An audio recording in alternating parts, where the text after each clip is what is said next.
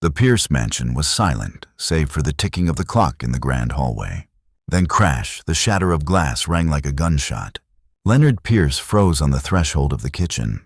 His 9-year-old son, Caleb, stood in the middle of broken crystal eyes, blazing fists clenched. For weeks, the boy had grown more volatile since his mother's death. Spoiled by grief, abandoned by a father who drowned himself in work. But this was different. Caleb looked wild, like he wanted the world to break with him. Before Leonard could react, another figure rushed in. Zara Brooks, the new maid, knelt swiftly on the marble floor. Dark curls fell across her cheek as she held out her hand.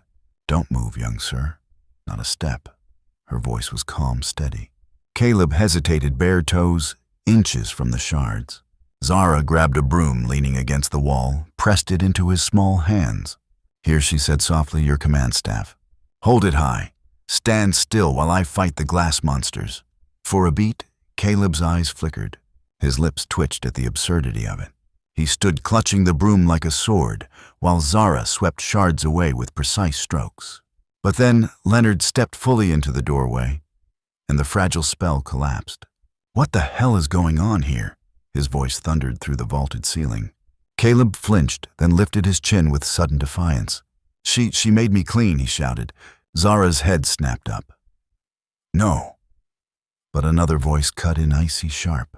Mrs. Whitcomb, the housekeeper who had served the family for decades, shuffled forward with disapproval written on every line of her face. "I warned you, sir. This woman is unfit. A maid should know her place." Leonard's eyes blazed. He took in the scene, his heir holding a broom. The black maid kneeling at his feet, glass scattered like evidence of shame. "You dared humiliate my son." His voice was low, lethal. Zara's knuckles tightened on the broom, but her tone stayed calm. "I was protecting him from the glass. That's all." Caleb's fear shifted quickly into opportunity. Tears brimmed. "She yelled at me, Dad. She scared me." Leonard's jaw locked. He turned on Zara. "Is that true, Silence?" Zara looked at the trembling boy, then at the furious father. She said nothing. That silence condemned her. Mrs. Whitcomb sniffed with triumph. "I told you, sir." Leonard pointed toward the hall, his voice like a gavel. "From now on, you will not go near my son. You'll scrub floors, wash linen, but you will not speak to him. One more step out of line, and you're gone. Do I make myself clear?" For the first time, Zara lifted her gaze to meet his. Brown eyes steady as stone. Not pleading, not fearful, only holding the truth he refused to see. The moment unsettled him more than he cared to admit. He looked away first. The next morning, the house was different. Leonard repeated the rule to the staff: the maid does not approach the boy. Caleb, drunk on the power, strutted through the halls. He kicked over a vase, sent chess pieces scattering, hurled his mother's porcelain figurine against the wall. No one dared correct him. Zara followed silently, broom in hand. She picked up the shards, swept the dust, replaced what she could. She never scolded, never sighed. Only silence soft as ash. But when Caleb crawled into bed at night, the sheets smelled faintly of lavender, her doing. When he slammed his door, the hinges never squeaked. The screws had been tightened by her quiet hands. When his tantrums left, books scattered, they always returned to the shelf in order, spines aligned. She obeyed the command not to speak, but she never stopped caring. Days stretched like that, brittle and hostile, until one gray afternoon. Rain misted the windows. Caleb leaned from the upstairs balcony, watching the back garden. There, on her knees, in a patch of earth near the stone wall, Zara planted seeds. Her hands worked gently, covering each one with care, as though they were treasure sunflower seeds. She didn't look up, didn't see the boy watching. She simply worked, lips moving in what might have been a prayer. Caleb's chest tightened strangely. The broom he'd once brandished now leaned in the corner of his room, forgotten. He stared at her hands, at the little mounds of soil, at the quiet dedication. For the first time in weeks, his anger faltered. For the first time since his mother's death, he felt the ache of loneliness more than the thrill of destruction. And though he turned away with a scowl, something in him had cracked, something Zara's silence had reached without a word. That evening, Leonard found Caleb stomping through the hall, dragging the broom behind him like a sword too heavy to lift. "What's that for?" Leonard asked. Caleb shrugged, muttering, "It's my staff. My protection." Leonard frowned, but the words sank deeper than he expected. He glanced toward the garden through the window, a faint shimmer of earth, newly turned seeds hidden beneath. He shook his head and dismissed the thought. But the seed, like the ones buried outside, had already been planted. The storm passed, leaving the air heavy and damp. Inside the mansion, Caleb's footsteps pounded up the stairs. His face was red, his eyes sharp with the frustration of being 9 years old and feeling utterly unseen. He slammed his bedroom doors shut, rattling the hinges. On his shelf sat the fragile spaceship model. Silver paint dulled wings, crooked. His mother had built it with him one long winter before she died. It was the last thing of hers he had touched with joy. He grabbed it now with shaking hands. "Why didn't you stay?" he whispered to the empty air. Then he hurled it across the room. The spaceship shattered wings fins, and the tiny cockpit skittered across the carpet like broken promises. Caleb fell to his knees in the mess. His chest heaved, and for once no sound came out. Not even rage, just silence, a silence too heavy for a boy's shoulders. The door creaked. Zara stood there holding a stack of folded linens. Her orders were clear: stay away from the boy. But she saw him hunched over fists, digging into his eyes the wreckage around him. She hesitated only a second. Then she entered. Kneeling, she set the linens aside. She picked up a piece of the broken ship, turning it in her fingers, as though it still had value. Caleb's head jerked up.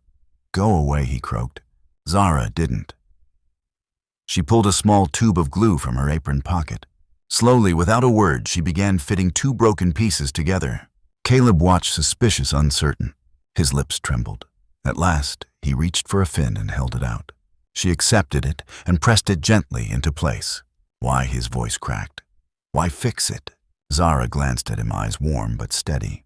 "Because some things deserve another chance." He swallowed, tears slipping despite himself. His small hand trembled as he handed her another fragment.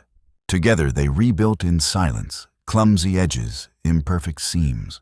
But the ship began to take shape again, for the first time since his mother's death. Caleb felt he wasn't carrying the pieces alone. Night fell heavy. The mansion was still.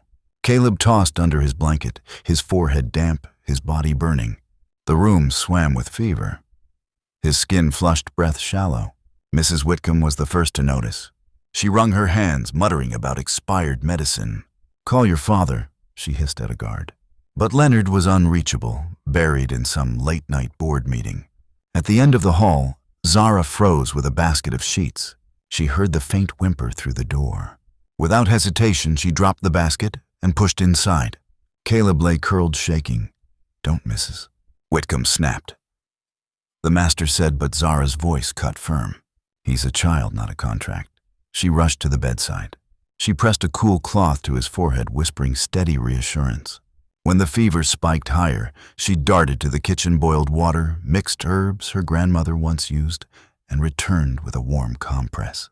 She rolled the heat along his limbs, soothing the shivers. Caleb whimpered. Zara cradled his hand, brushing sweat-soaked hair back. "Stay," he whispered, voice hoarse. "I will." She stayed the whole night. She replaced cloths as they cooled, spoon-fed a little porridge, hummed low melodies that threaded through the silence. By dawn, the fever broke. Caleb's breathing steadied. His eyes blinked open weakly. The first thing he saw was Zara slumped in the chair, eyes heavy with exhaustion, but still watching him. "You didn't leave," he rasped. Her smile was tired but gentle. "If I hated you, I would have left. But I don't hate you." His small hand reached toward hers. She caught it softly. Something shifted in his chest. Not pity, not obedience. Trust fragile new. That morning, Leonard's car screeched into the drive. He burst through the bedroom door, panic etched deep on his face. Caleb, the boy, lay pale but alive, a tray of porridge and damp cloths by the bed. Zara rose quietly, stepping back. Leonard's eyes darted between them. The son, he thought, untouchable, the maid he had forbidden. What happened? His voice shook. Caleb stirred, glancing toward Zara. She stayed. Leonard swallowed hard, the truth twisting in his chest. For the first time, He didn't know if his authority had saved his son or if the woman he mistrusted had. The days that followed were different. Caleb no longer stormed through the halls with tantrums. He watched Zara instead. He followed her outside, hovering at the edge of the garden, while she watered the small patch of earth. Finally, one afternoon he fetched a small watering can. He stepped forward, poured awkwardly over the young shoots. Zara looked up, surprise flickering, then smiled without a word. Caleb looked at the soil drinking water, at the green pushing skyward, and whispered to himself, "Grow." Zara heard. She pretended she hadn't. But something had begun to grow in him too. The Pierce mansion no longer echoed with smashing glass. Instead, mornings began with the soft scrape of a broom on the stone path. Caleb, hair rumpled, sweater hanging crooked, swept leaves with awkward focus. Beside him, Zara knelt in the garden, tending the first shoots of the sunflowers she had planted. She didn't tell him what to do. She didn't scold when he missed spots. She simply let him try. For once, the boy wasn't a tyrant. He was just a child learning to care. Leonard Pierce watched from his car window, tie loose in disbelief, heavy in his chest. His son, his spoiled, grieving, unreachable heir, was changing, and the change had nothing to do with him. It came from the woman he had nearly cast out. His late wife's voice seemed to echo in memory. "Teach him gratitude in small things, Leonard. That is true wealth." He looked away, throat tight, unwilling to admit how right she had been. But not everyone welcomed the change. Mrs. Whitcomb, the senior housekeeper, had served the family for decades. She had kept order with rules and fear. Now she watched from the shadows, her mouth pinched, her eyes cold.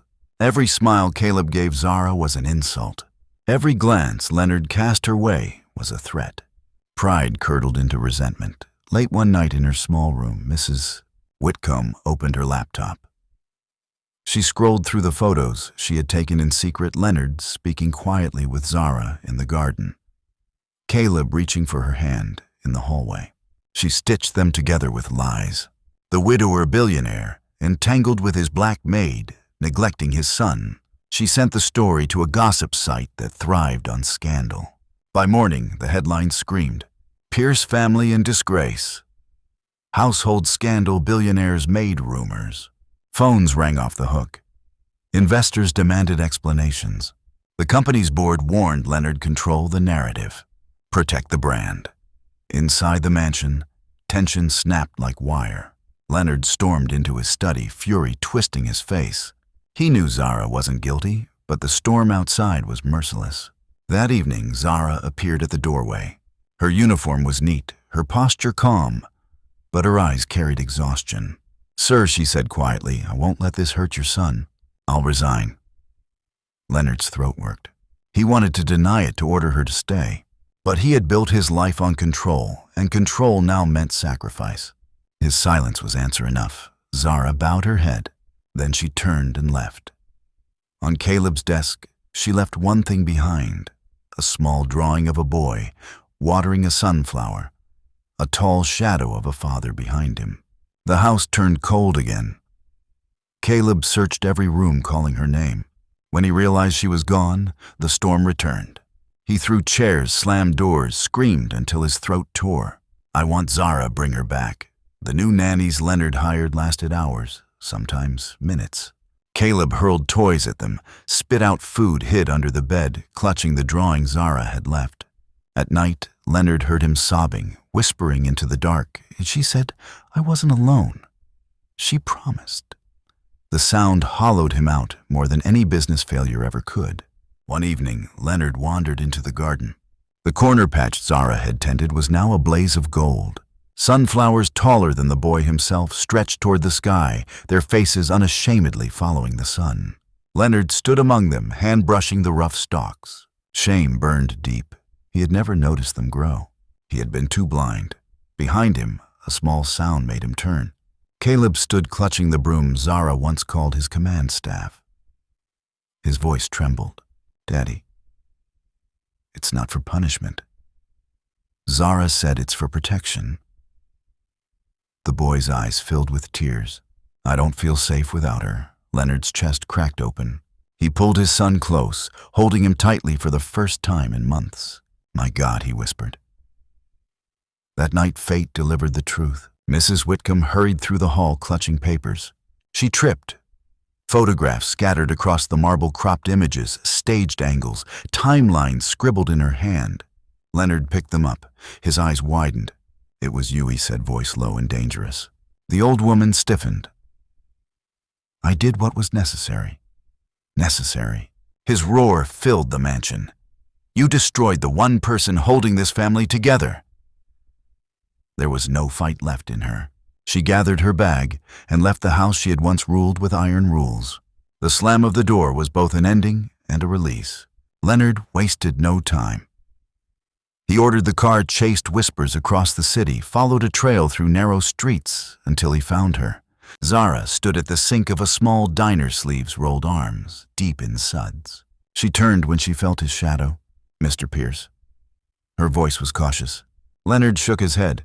"Not Mr. Pierce. Just a father who was wrong." She said nothing, waiting. It was all a lie. "The scandal of the photos. I see that now." His voice broke. "Please, come back." Not as staff, as family. Before Zara could answer, a small body barreled into her side. Caleb, tears streaming, had slipped from the car to follow his father. "Please," he cried. "Don't leave me again." Zara froze, then slowly bent to hold him. Her eyes lifted to Leonard's. For the first time, he didn't look down at her. He looked across man to woman, father to savior. Zara's nod was small but sure. She would return. And this time, things would not be the same. The mansion felt different the day Zara returned. The cold marble floors seemed less harsh, the long corridors less hollow. Caleb hadn't stopped smiling since the car pulled back through the gates. He walked beside her, gripping her hand tightly, as though afraid she might vanish again. Leonard followed a few steps behind, watching them. He knew this time had to be different. Zara wasn't just staff anymore. She was the thread that had stitched his broken son back together. Dinner that night broke every old rule. For years, the dining table had been a museum piece, polished wood silver, polished to a mirror. Silence so heavy, it pressed down on every plate. Now Caleb sat between them, chattering about the garden, about the spaceship they had glued back together. His fork clinked against the plate, spilling peas. Zara only laughed softly and passed him a napkin. Leonard, almost without realizing, laughed too. The sound startled him. It had been so long since he'd heard it from his own mouth. "Thank you for the water," Zara said gently as Caleb reached for his glass. The boy blinked, then nodded solemnly. "You're welcome." It was a small word, but it landed like a miracle. The days grew into a rhythm. In the mornings, Zara tended the sunflower patch, Caleb at her side with a small watering can. She didn't tell him how much or where, she let him learn by watching. Soon, he was humming to the plants, whispering secrets into the soil. One afternoon, Leonard found his son crouched by the stalks, sweeping the path carefully. No one had told him to. He simply did it.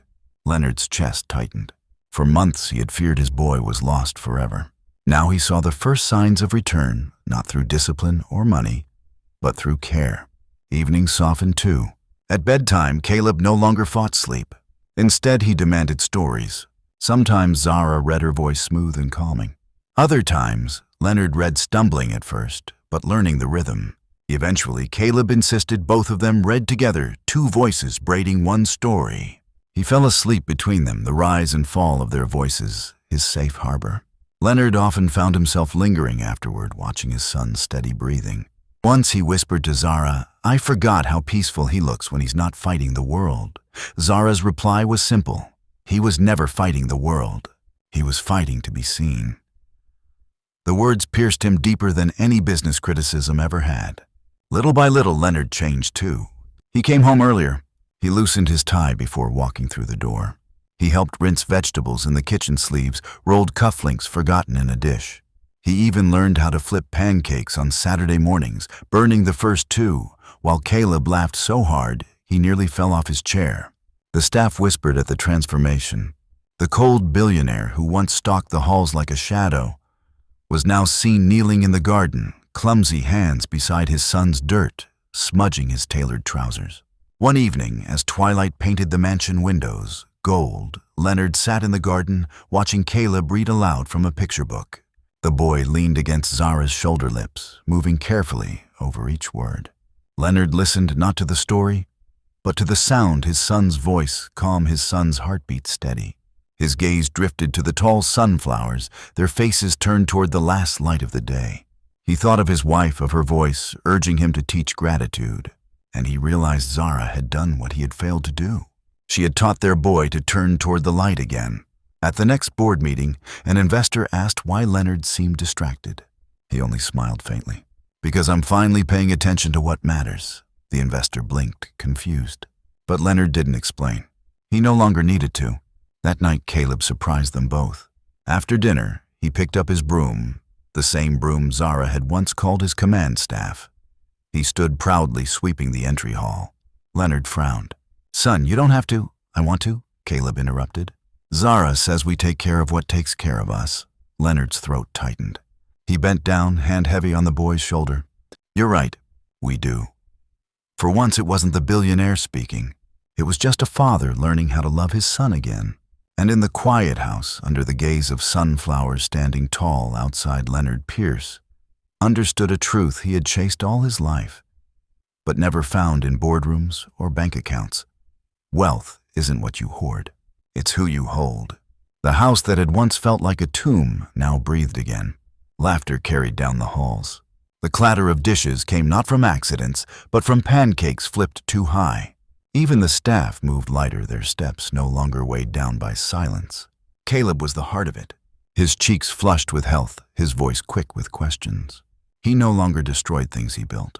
He patched his spaceship one more time, taping the last fin in place, and held it up proudly. "It still flies," he announced. Zara smiled, brushing his hair back. "Some things fly better because they've been mended." Leonard stood in the doorway. Ty loosened his gaze soft. He said nothing, but the words etched themselves deep in him. They began to invent small rituals. Tuesday morning's pancakes shaped like suns. Thursday night's book hour, with two voices, reading one story until Caleb drifted to sleep. Saturday trips to the farmer's market, Caleb paying for eggs with both hands, because Zara insisted that's how you showed respect to what feeds you. Each ritual was small, yet together, they stitched something stronger than tradition belonging. One afternoon, Caleb's teacher emailed Leonard. He helped another boy pick up spilled blocks today. No fuss, just did it. Leonard stared at the message for a long time. Then he forwarded it to himself with a single subject line: true wealth. But the most powerful ritual of all came on Sundays. The three of them walked to the garden corner where Zara had once planted seeds in silence. Now the patch blazed gold sunflowers, taller than Caleb faces, turned unashamedly toward the light. They would sit among them reading or simply resting. Caleb always carried his broom, no longer a weapon of rebellion, but a staff of stewardship. He had stopped calling it punishment. Now he called it his guardian stick. And when he held it high, Leonard didn't see shame. He saw pride. One windy afternoon, Leonard carried a red kite up the hill behind the mansion. Caleb's eyes widened. For us, Leonard corrected. The boy grinned, clutching the spool of string. Zara knelt, helping him tie the knot tight. "Don't let go too soon," she warned gently. "But don't hold on too hard either." Caleb sprinted across the grass, Zara, a step behind Leonard, jogging close. The kite bucked wildly, then steadied.